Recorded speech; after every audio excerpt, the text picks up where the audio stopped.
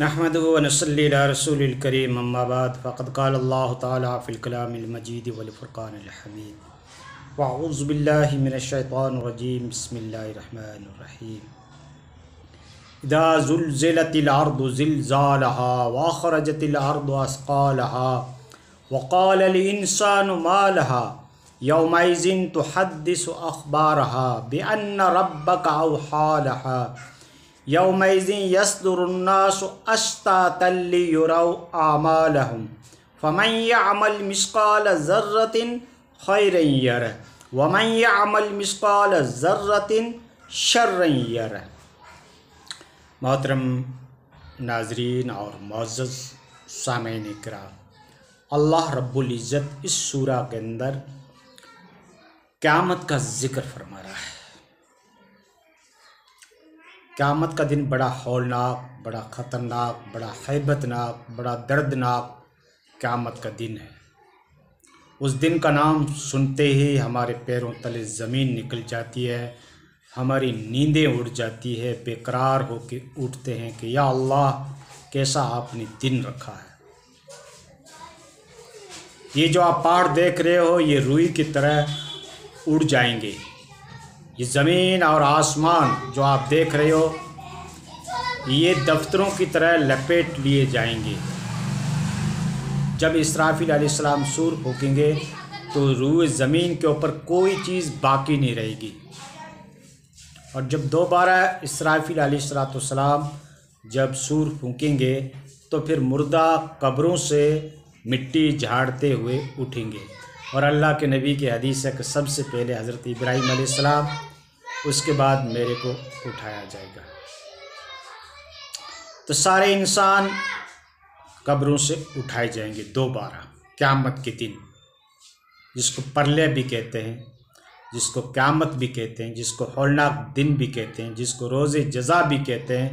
तो क़यामत का दिन बड़ा हौलनाक दिन है। ये जो सूरज हम देख रहे हैं ये नेज़े पे आ सकता है, ज़मीन तांबे की जैसी बन जाएगी।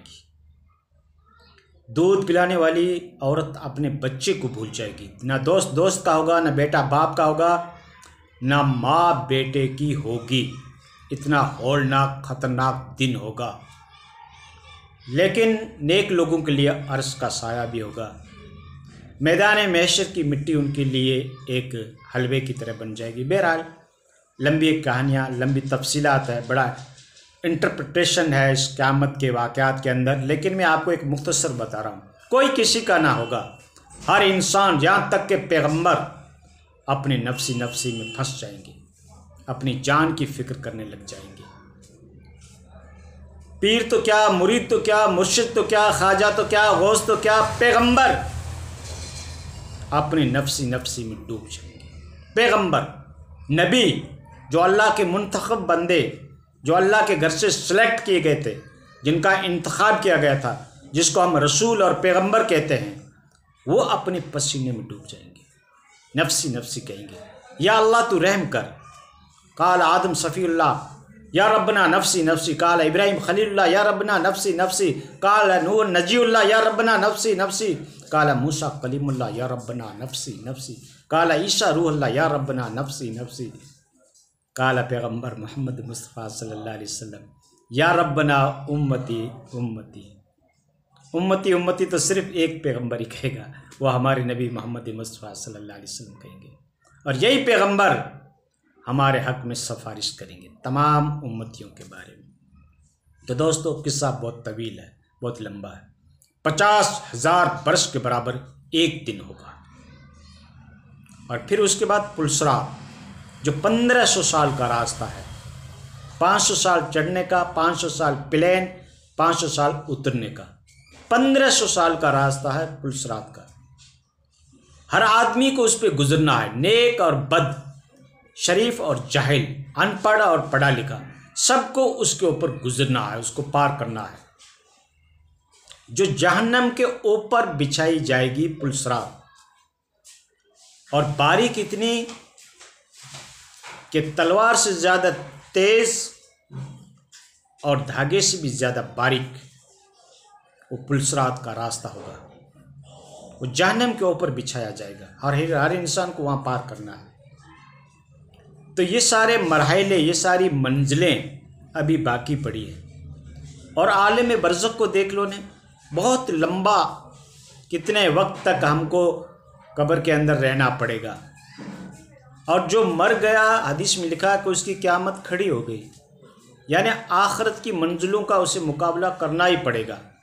और उसके आमाल काम आएंगे दोस्तों, ना तुम्हारी बहादुरी, ना तुम्हारी शुजाअत, ना तुम्हारा कोई इल्म, ना कोई तुम्हारी कोई पद, मर्तबा, दौलत, औलाद, जाहो जलाल, ये जो आपने पीछे प्रॉपर्टियाँ छोड़ी है, ये कोई काम नहीं आएगा वहाँ पे। सिर्फ तुम्हारा अमल काम आएगा, तुम्हारा फ़ेल, तुम्हारा कर्म जो तुमने किया है, अच्छा किया है या बुरा किया है, उसकी अल्लाह ने हमको अभी ज़िंदगी में मोहलत दे रखी है। एक ऑप्शन है हमारे पास, हम कितनी नेकियां कर रहे हैं और कितनी बुराइयां कर रहे हैं। हर स्टेप के ऊपर आदमी सोच सकता है कि मेरा रोज़ाना 24 घंटे की लाइफ के अंदर मेरे कदम कैसे उठते हैं, मेरी ज़बान कैसे चलती है, मेरा दिमाग क्या सोचता है, मेरी आंखें क्या देखती है। ये सब अल्लाह की नेमतें हैं। हाथ अल्लाह की नेमत है। पूछो उनको जिनके पास हाथ नहीं है, हॉस्पिटल में जाके देखो। पूछो उनको जिनके पास आंखें नहीं है। पूछो जिनके माइंड ऑफ हो चुके हैं, जिसके मानसिकता की बीमारी हो गई है, डिप्रेशन हो गया, टेंशन हो गई है, हाफ माइंड हो गए, पागल हो गए, उनको पूछो कि दिमाग कितनी बड़ी नेमत है। तो ये आंखें, ये हाथ, ये माइंड, ये दिल, ये बदन का एक एक पार्ट, एक एक सेल्स अल्लाह की नेमत है। हम उसका किस तरीके से शुक्र अदा करते हैं, किस तरीके से उसको यूज़ करते हैं, किन कामों में यूज़ करते हैं, किस सब्जेक्ट में लगाते हैं, ये तो आपके ऊपर है। यही सारी चीज़ें आपको कब्र में काम आएगी। और वो 50,000 बरस के बराबर दिन होगा क़यामत का, वहाँ पे काम आएगी। और वो जो 1500 साल का रास्ता पुलसरात का, वहाँ पर आपको ये चीज़ें काम आएगी जो आप ज़िंदगी में काम कर रहे हो। अब कैसा काम कर रहे हो वो तुम्हारे ऊपर है। ये तुम्हारी गाड़ियाँ, ये तुम्हारी दौलत, ये तुम्हारी बिल्डिंग, ये तुम्हारा जाहो जलाल, ये पॉसिबिलिटी, ये मर्तबे, ये दर्जात, ये पद, वहाँ कोई काम नहीं आएगा, कोई काम नहीं आएगा। ये तो दुनिया की है, दुनिया तक रह जाएगी, मिट्टी में मिल जाओगे, खाक बन जाओगे। लेकिन रूह जो टॉर्चर होगा, अजाब जो होगा रूह के ऊपर, वो नेक की या बदी की बेसिस के ऊपर होगा। कितने काम हम नेकी के तवज्जुहात के साथ, कॉन्सेंट्रेशन के साथ, कितनी हम लगन के साथ, दिलचस्पी के साथ हम नेक काम करते हैं, और कितनी हम बुराइयां करते हैं, नफ्स की पैरवी करते हैं, ख्वाहिशाती नफसानी की तकमील के लिए हम क्या क्या काम करते हैं। तुम लुक के कर रहे हो, अंधेरे में कर रहे हो, बंद कमरे में कर रहे हो, भीड़ में कर रहे हो, या वादियों में कर रहे हो, या इंजुमन में कर रहे हो, या ट्रैवलर्स करते हुए चलते फिरते जंगल में कर रहे हो, वीराने में कर रहे हो, कहीं भी तुम काम कर रहे हो, कोई भी काम कर रहे हो, किरामुल कातिबीन तो लिख रहे हैं। ये कंधे पे जो फरिश्ते बैठे हैं ये तो लिख रहे हैं, और अल्लाह देख रहा है। यालिमु मा फिस सुदूर, अल्लाह तुम्हारे दिल के अंदर उठने वाली धड़कन से भी वाकिफ है। तो अल्लाह तो सब देख रहा है दोस्त। तो अल्लाह रहा अपनी ज़िंदगी का एक जायज़ा लो कि हमारा स्टेप कहाँ पे उठ रहे हैं, हमारे कदम कहाँ जा रहे हैं, कितना हमने माँ बाप का दिल दुखा रखा है, कितना पड़ोसी का हक मार रखा है, कितना गरीब गुरबे की ज़मीन के ऊपर हमने कब्ज़ा कर रखे हैं, मकानों को अपने नाम करा रखा है, अपनी चालाकी समझते हैं, अपनी होशियारी समझते हैं, लेकिन किसी बंदे का आपने दोस्तों हक मारा है, अल्लाह उसको माफ़ नहीं करेगा। और अल्लाह अगर चाहे तो अपनी जो फ़राइज़ हैं, अपने जो अहकामात हैं, अल्लाह चाहे तो उसको माफ़ कर सकता है, कादिर है, ये उसकी मर्ज़ी है। लेकिन बंदे का अगर आपने हक मार रखा, अल्लाह उसको माफ़ नहीं करेगा। ये बात याद रखनी चाहिए, उसूल की बात है, कायदे की बात है, ठीक है। 24 घंटा हमारी स्थिति ऐसी रह भी नहीं सकती। एक साहबी ने कहा कि हलकना, बर्बाद हो गया, बर्बाद हो गया। अबू बकर मिले, अबू बकर ने बोला कि कैसे? कहा कि जब हम नबी की सोहबत में रहते हैं, जब नबी के पास बैठते हैं, तो हमें ऐसा लगता है कि ये तो जहन्नम है और ये तो जन्नत है, ये काम करेंगे तो जहन्नम में जाएंगे और ये काम करेंगे तो जन्नत में जाएंगे। इतना इस्तेज़ार रहता है। और जब नबी की महफिल से उठकर हम चले आते हैं तो हम सारी बातें भूल जाते हैं। अबू बकर ने कहा ये बीमारी तो मुझे भी है, चलो नबी से मसला हल कराते हैं।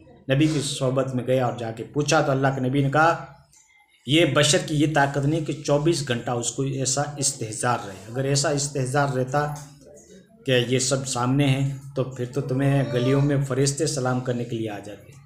लेकिन इंसान की फितरत है, बहरहाल इंसान से गलतियां भी होती है, दुनियादारी भी अटेंड करनी पड़ती है, रिज़्क़ भी कमाना पड़ता है, रिज़्क़ हलाल कमाना भी पड़ता है, दुनिया में अपनी इज्जत भी बनानी पड़ती है। दुनिया के अंदर आए हैं तो सब कुछ करना पड़ेगा, लेकिन दोस्तों उसमें थोड़ा सा टाइम निकालो और अल्लाह को याद करो और अल्लाह से ये दुआ मांगो कि या अल्लाह तू तौफीक अता फरमा ताकि हम तेरी बंदगी करें। खुदा की तौफीक के बगैर हम ये भी काम नहीं कर सकते।